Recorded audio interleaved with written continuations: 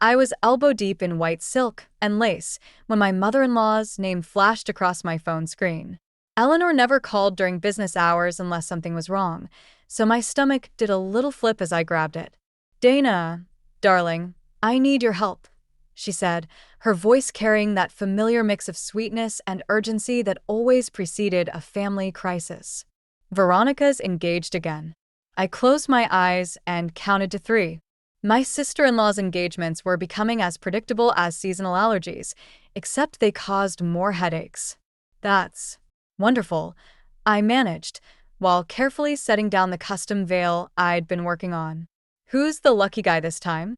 "Jonathan Brooks, the real estate developer. You must have heard of him." Eleanor's voice rose with pride. "But Dana, sweetheart, that's not why I'm calling. Veronica wants you to design her wedding dress." The pins I was holding clattered to the floor. "Me? But she hates my work. Last Christmas she told everyone my designs were quaint and provincial." "Oh, she didn't mean that." Eleanor rushed to defend her daughter, as usual. "She's different now. Jonathan's helped her mature. Besides, your family, and she specifically requested you." I glanced around my boutique, taking in the dozens of wedding dresses in various stages of completion. My small team was already working overtime to meet our summer wedding commitments. "Eleanor, I'm booked solid for the next 6 months. When exactly is this wedding?" 8 weeks from Saturday." 8 weeks? I nearly choked. "That's impossible. Even basic alterations take." "Money isn't an issue," Eleanor interrupted. "Jonathan's very generous. Veronica says she'll pay whatever it takes." I walked to my office window, watching people hurry past on the busy Chicago street below. My reflection stared back at me, tired eyes, messy bun, and the determined expression I'd worn since opening this place 5 years ago. "Does Ethan know about this?" "I'm calling him next," Eleanor said. "But Dana, please. You know how important this is to Veronica. She's 40 now, and after 3 failed engagements." Her voice trailed off meaningfully. The guilt trip was right on schedule. I thought about my husband Ethan, caught between his dramatic sister and his wife, and how this would affect our relatively peaceful home life. Our kids, Lily and Noah, were still traumatized from Veronica's last wedding attempt, where she'd made them practice their flower girl and ring bearer duties for 6 hours straight. "I'll need to think about it," I said finally. "Let me talk to Ethan first." "Of course, darling. But please don't take too long. Veronica's coming by your shop tomorrow morning to discuss designs." "She's what?" But Eleanor had already hung up. I sank into my chair, mind racing. Veronica had spent years dismissing my business as a cute little hobby. Now she wanted me to design the dress for what she'd undoubtedly bill as the society wedding of the year. Something wasn't adding up. My phone buzzed with a text from Ethan. "Mom just called. We need to talk tonight." Before I could reply, another message came through, this one from Sarah, my sister-in-law married to Ethan's younger brother Mark. "Heard about V's latest victim. You okay? Whined tonight." I started typing a response when my office door opened. Jenny, my assistant, poked her head in. "Dana, there's a delivery for you." She handed me an enormous arrangement of white roses with a card that read, "To my talented sister-in-law. Can't wait to collaborate on creating the perfect dress. Love, Veronica." The flowers were beautiful, expensive, and absolutely not Veronica's style. As I stared at the elaborate arrangement, a chill ran down my spine. My sister-in-law was many things, but she was never nice without a reason. Whatever game she was playing, I had a feeling I was about to become an unwilling participant. I picked up my phone and texted Sarah back. "Make it a bottle. Maybe 2. Sarah's wine nights were usually our chance to unwind and laugh about family drama, but tonight felt different. We sat in her cozy kitchen while Mark and Ethan took the kids to a movie, giving us space to process the Veronica situation. "I still can't believe she sent flowers," Sarah said, pouring her second glass. "When's the last time Veronica did anything nice for anyone?" "The Christmas she gave everyone gift certificates to that meditation studio she invested in," I replied, "right before it went bankrupt." "Ah yes, the great Zen scam of 2021. Sarah rolled her eyes. Why you? I'd been asking myself the same question all day. Maybe she's changed? Eleanor seems to think Jonathan's been a good influence. Sarah snorted. Or maybe she's planning something. Remember what happened with her last wedding dress designer? The memory made me wince. The poor woman had suffered a very public meltdown after Veronica trashed her reputation on social media, claiming the dress had ruined her perfect day. The designer closed her shop 6 months later. My phone buzzed, another text from Veronica. Can't wait for tomorrow. Bringing some magazine clippings for inspiration. Think Vera Wong meets Alexander McQueen, but make it uniquely me. Uniquely her? Sarah read over my shoulder. Does she mean impossible and overpriced? Before I could respond, the doorbell rang. Sarah frowned. Are the guys back already? But it wasn't the guys. It was Eleanor, clutching her designer handbag like a shield. I hoped I'd find you both here, she said, stepping into the kitchen. We need to talk about tomorrow. My stomach tightened. Eleanor, I haven't even agreed to. Veronica's bringing a reporter from Chicago Style magazine, she interrupted. They're doing a feature on local wedding designers, and she's convinced them to spotlight your boutique. Sarah's hand found mine under the table as I processed this. Without asking me first, it's an amazing opportunity, Eleanor pressed. Could destroy my business if anything goes wrong, I finished. You know how Veronica can be. Eleanor's face hardened slightly. What exactly are you implying about my daughter? Mom, Mark's voice came from the doorway. He and Ethan stood there, kids in tow, looking confused. What's going on?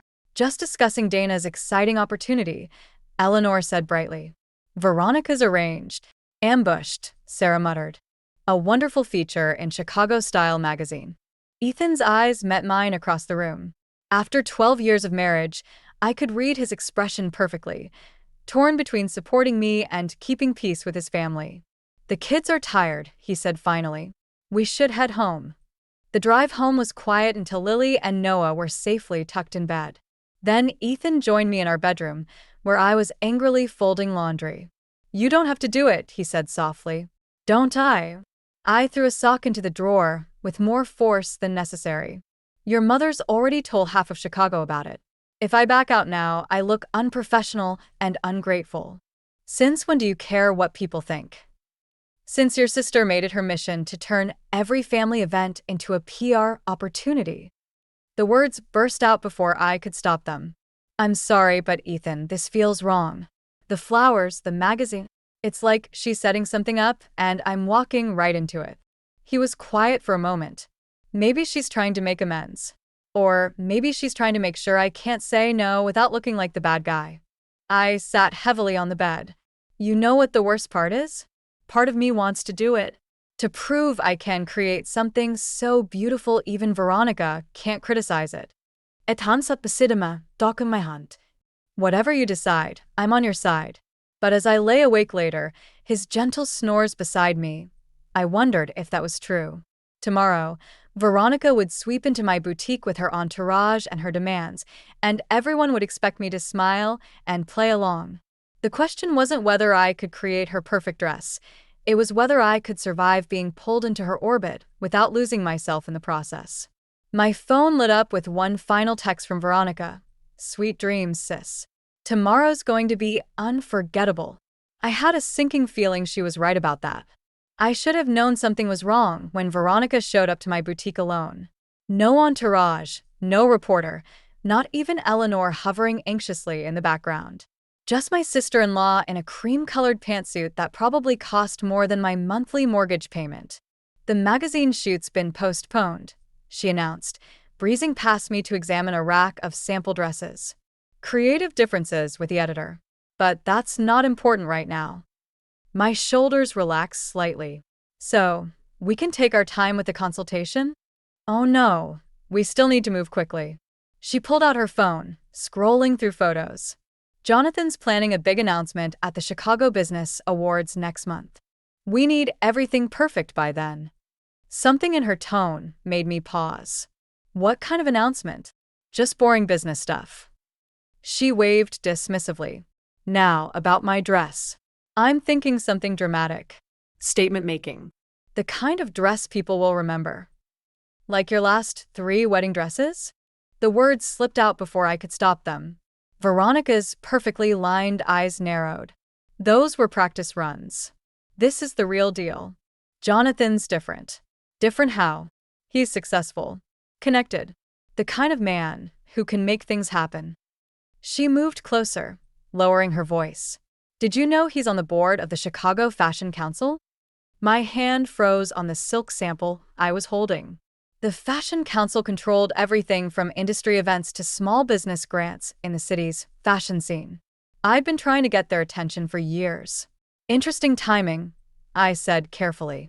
You getting engaged to someone so relevant to my business. Isn't it? Veronica smiled, but it didn't reach her eyes. Jonathan's very impressed by what you've built here. He might even be interested in investing. The pieces clicked into place.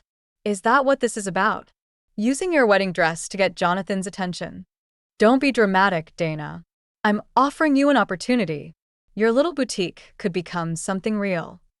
My boutique is real, I said, heat rising in my cheeks. We're booked solid for months.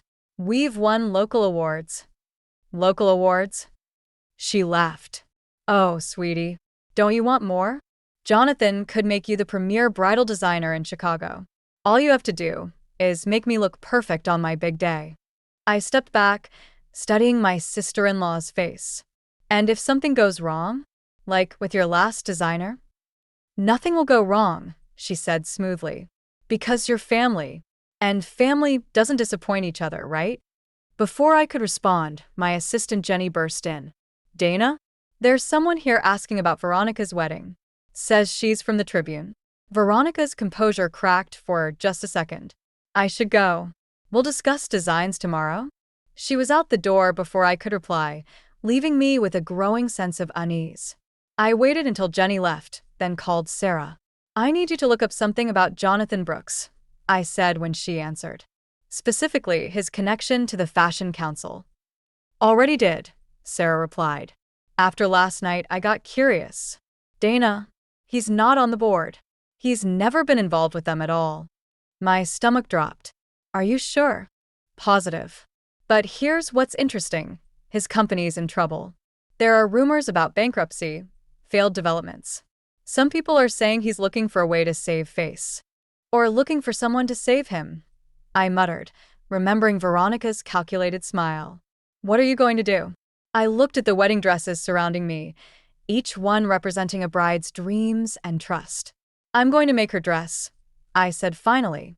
But I'm also going to find out what she's really planning. Be careful, Sarah warned. You know how Veronica gets when she's cornered. After hanging up, I noticed a magazine had fallen from Veronica's bag. It was open to an article about Jonathan Brooks, with a handwritten note in the margin. Perfect target, desperate enough to believe anything.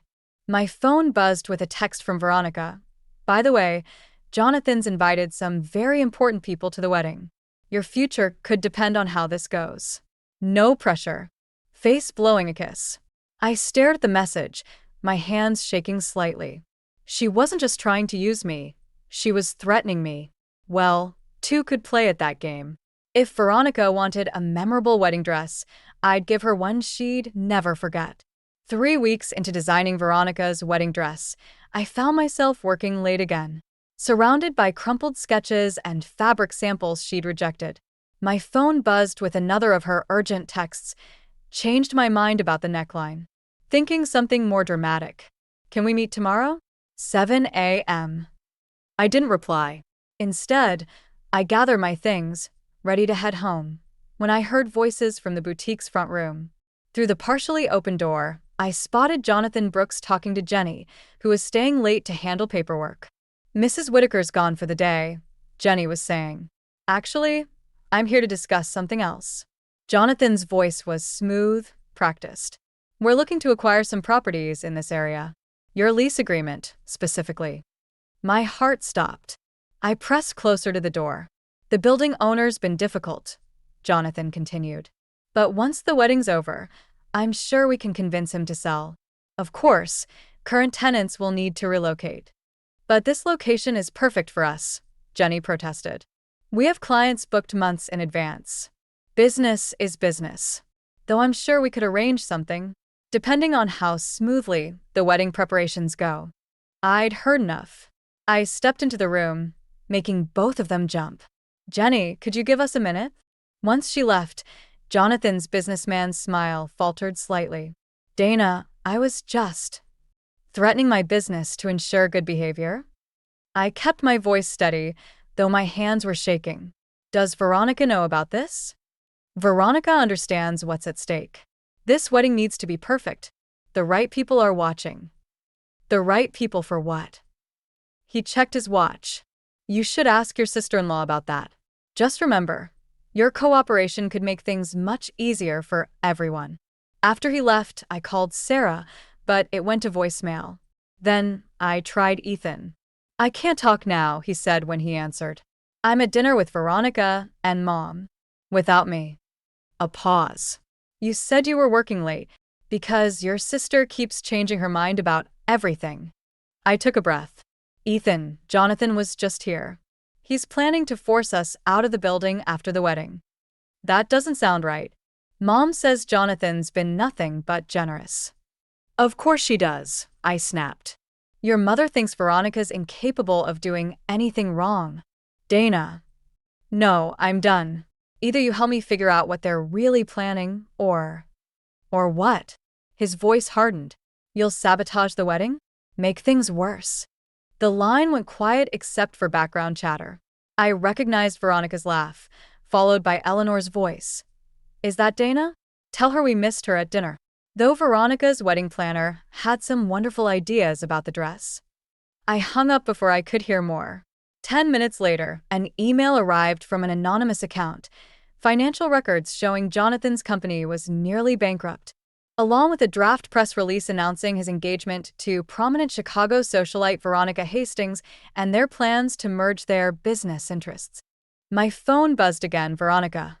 Hope you're making progress on the dress. By the way, Jonathan mentioned stopping by. Such a shame about your lease situation. But I'm sure we can work something out.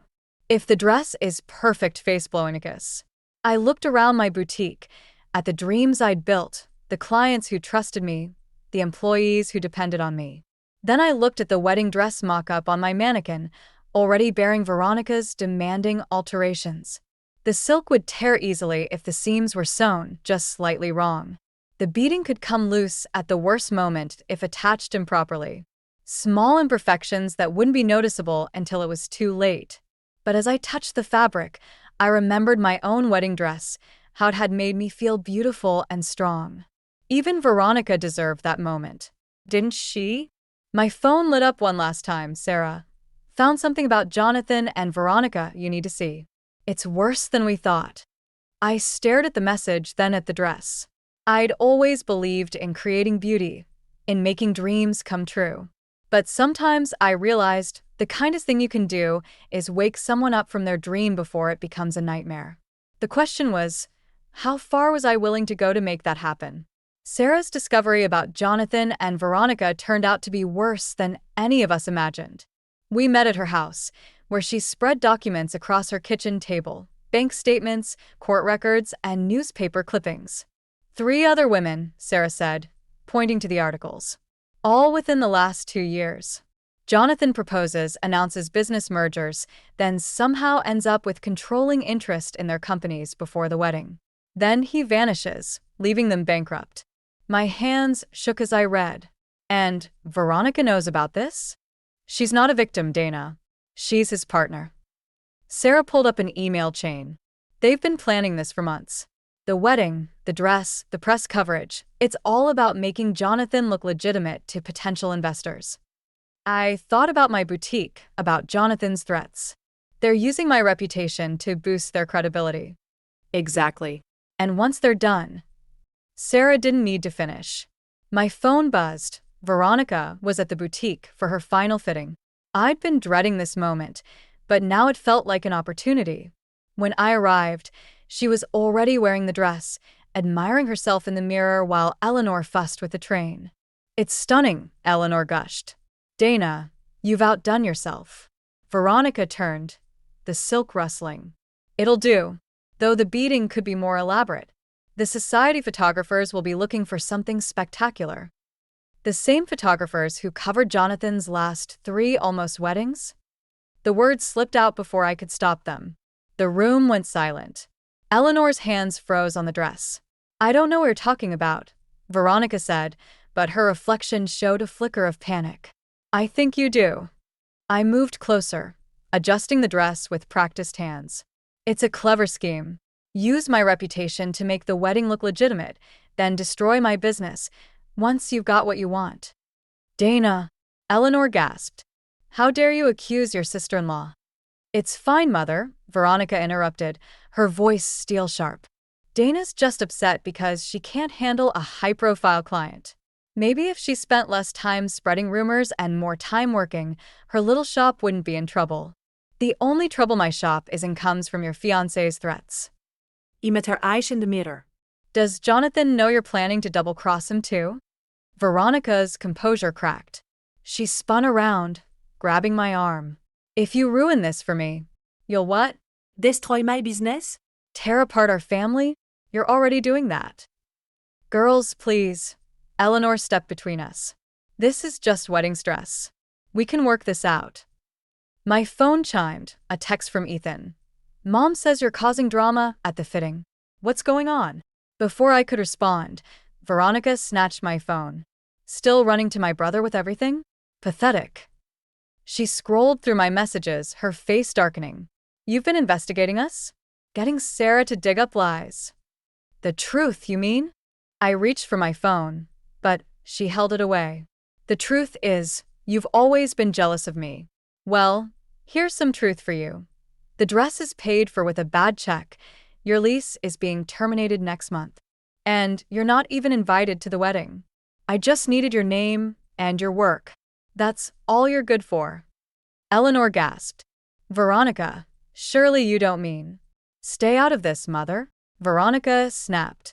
Then she smiled, cold and sharp. By the way, Dana, I'm having another designer make some adjustments to the dress before the wedding. I can't risk looking anything less than perfect. Something inside me snapped. Years of swallowing Veronica's insults, of putting family peace above my own dignity, crystallized into a single, clarifying moment of rage. I stepped back, surveying my creation, the dress I'd poured weeks of work into, that she planned to butcher and take credit for. You want perfect? I'll give you perfect. What's that supposed to mean? I smiled, thinking of the alterations I could make, small, devastating changes that wouldn't show until the worst possible moment. You'll see. At the wedding. Veronica's eyes narrowed. Is that a threat? No, I said, gathering my things. It's a promise. And unlike yours, mine will be kept. As I left, Eleanor called after me, but I didn't turn back. I was done being the family doormat. If Veronica wanted to play games with people's lives, she was about to learn that karma could be tailored to fit. The wedding invitation arrived 3 days before the ceremony, not for me, but for Ethan and the kids. I found it on our kitchen counter, its gold lettering mocking me. The honor of your presence is requested. I told her I wouldn't go without you, Ethan said from behind me, making me jump. But Lily and Noah are still in the wedding party. Mom's expecting them there. I traced the embossed edge of the invitation. And what are you expecting, Ethan? He sighed, running a hand through his hair. I don't know what to believe anymore. Veronica swears you're making up stories about Jonathan, but Sarah showed me the evidence. Which you didn't believe until someone else confirmed it. That's not fair. I'm trying to. My phone rang, Jenny from the boutique. Dana? There are people here. They're saying they have a court order to inspect the premises. My stomach dropped. What? Something about code violations? They're taking pictures, measuring everything. Should I call our lawyer? I'll be right there. I grabbed my keys, but Ethan blocked the door. Dana, wait. Maybe if we all sit down together. While Jonathan's people try to shut down my business. Move, Ethan. But by the time I reached the boutique, the damage was done. Yellow violation notices plastered the windows.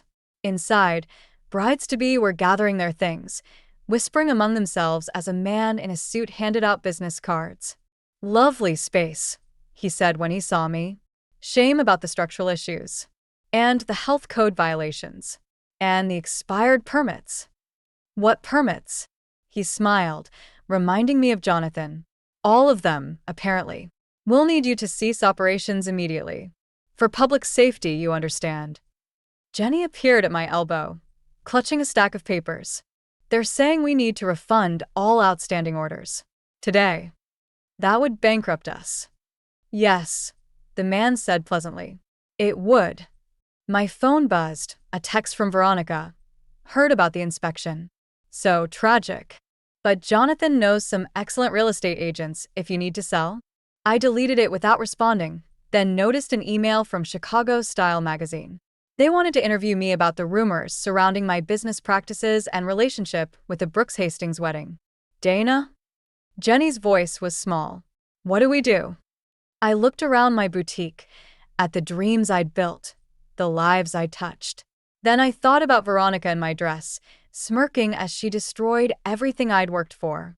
"Start calling our clients," I said finally. "Tell them." The door chimed. Eleanor swept in, looking worried. "Evad idska agencies."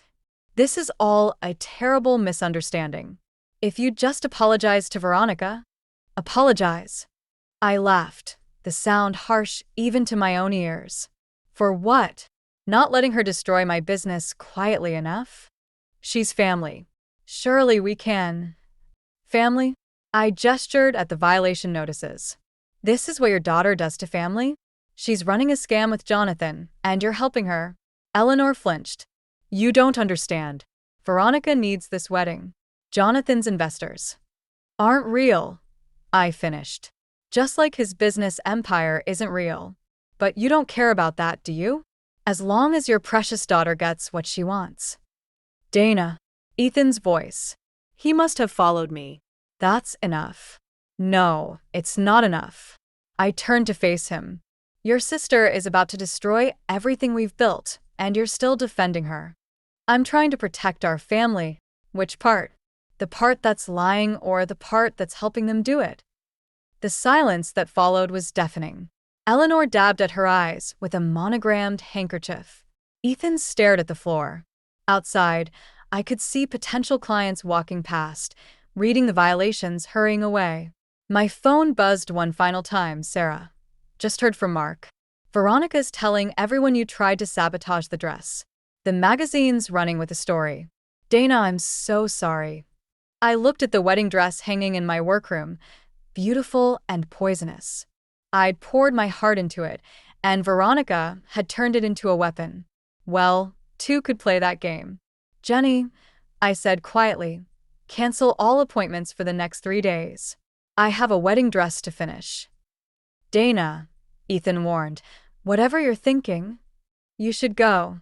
I cut him off. "You'll be late for your sister's wedding preparations." As they left, I locked the door behind them, flipping the sign to closed. Then I walked to my workroom, picked up my scissors, and began to plan. The morning of Veronica's wedding dawned bright and clear.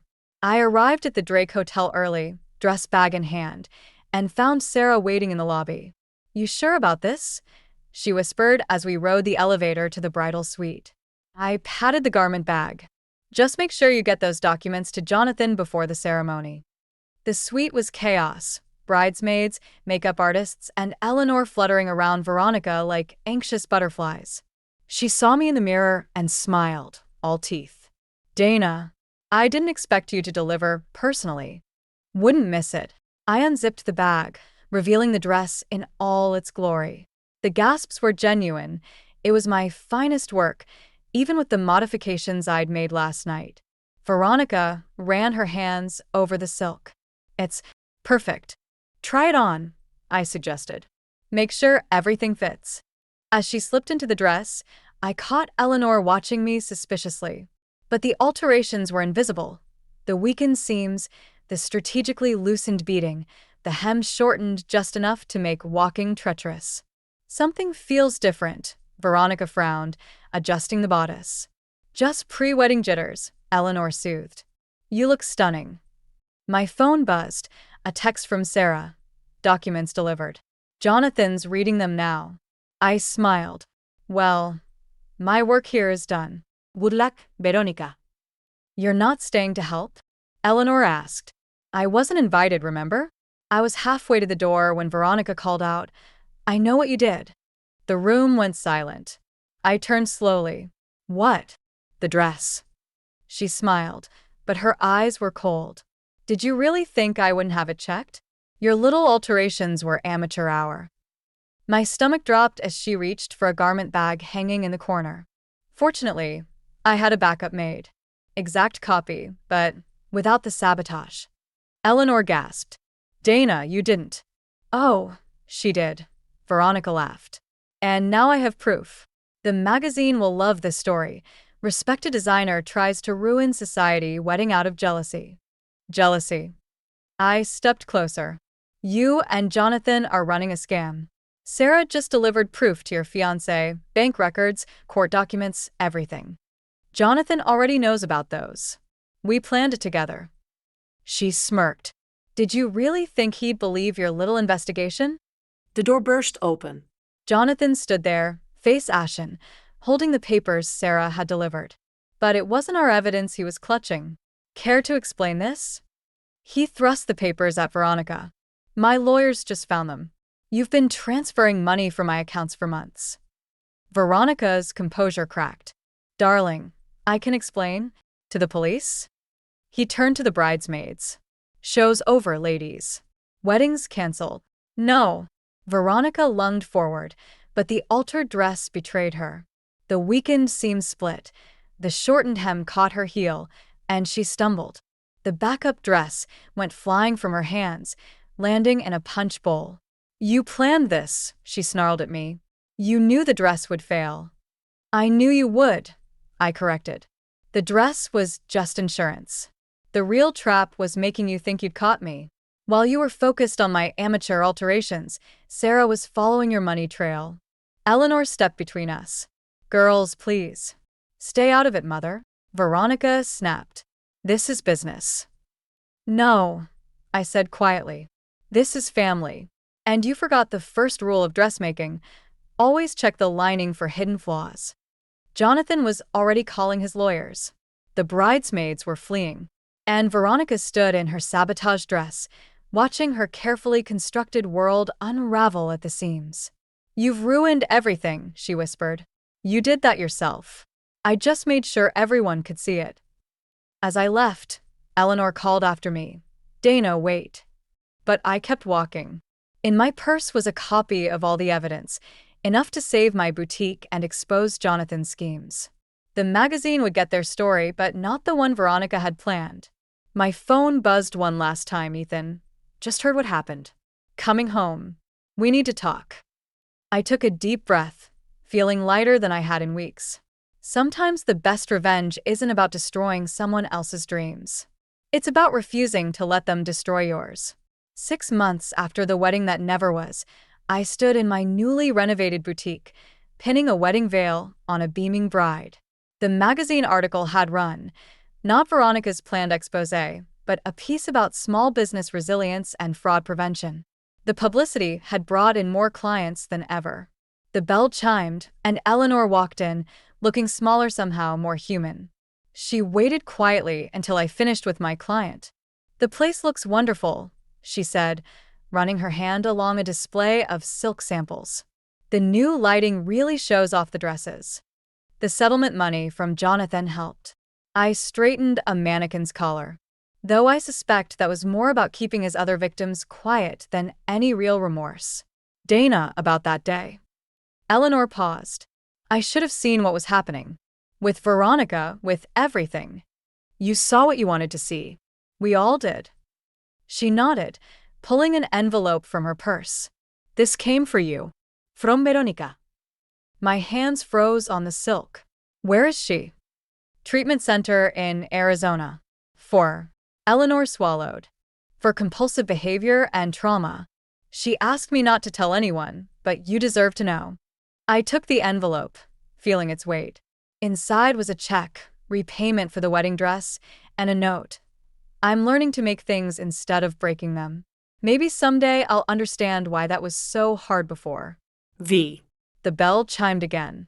Ethan walked in with Lily and Noah, carrying takeout bags. Our Wednesday family dinner tradition had survived, though now it often happened in my workroom between fittings. Mom, Noah ran over. Aunt Sarah's having a baby. Can you make her a special dress like you did for Mrs. Peterson? Speaking of Sarah, Eleanor said carefully, she and Mark are hosting Christmas this year. Veronica might. She's thinking of coming. The old tension rose in my chest, but it felt different now, less sharp, more complicated. We'll see. After Eleanor left, Ethan helped me close up while the kids did homework in the corner. You okay? He asked, watching me sort through fabric swatches. I'm not sure, I admitted. Part of me wants to believe she's changed. The rest remembers every other time we gave her another chance. Maybe it's not about chances anymore, he suggested. Maybe it's about boundaries. You taught us all something about those. I thought about Veronica's note, about Eleanor's visit, about the family we were slowly rebuilding. You know what the strangest part is? When I was planning my revenge, I thought it would feel better, more satisfying. But seeing her fall apart that day wasn't what you expected? It just made me sad. For her, for us, for all the years we spent dancing around the truth instead of facing it. The shop phone rang, another bride-to-be seeking an appointment. As I reached for it, I caught my reflection in the workroom mirror. I looked different than I had 6 months ago, stronger, clearer, more myself. Dana? Ethan touched my shoulder. Whatever you decide about Christmas, I'm with you. Really with you this time. I nodded, thinking about Veronica in Arizona, learning to create instead of destroy. About Eleanor, finally seeing her children clearly. About my own journey from victim to victor to something more complicated and true. My phone buzzed with a text from Sarah. Ultrasound today. Need a bridesmaid dress designer for the baby shower. Know anyone good? Winking face. I smiled, picking up my sketchbook. There would always be more dresses to design, more stories to tell, more chances to get things right or wrong. The trick wasn't in being perfect. It was in being honest about who you were and what you stood for. Actually, I told Ethan, I think I might have an idea for Christmas. Something new. Because sometimes the best revenge isn't revenge at all. Sometimes it's simply living well, setting boundaries, and leaving the door open just enough for hope to slip through. I opened my sketchbook and began to draw, thinking about new beginnings and old wounds, about family and forgiveness, and about the delicate art of mending what was broken without erasing the truth of how it broke.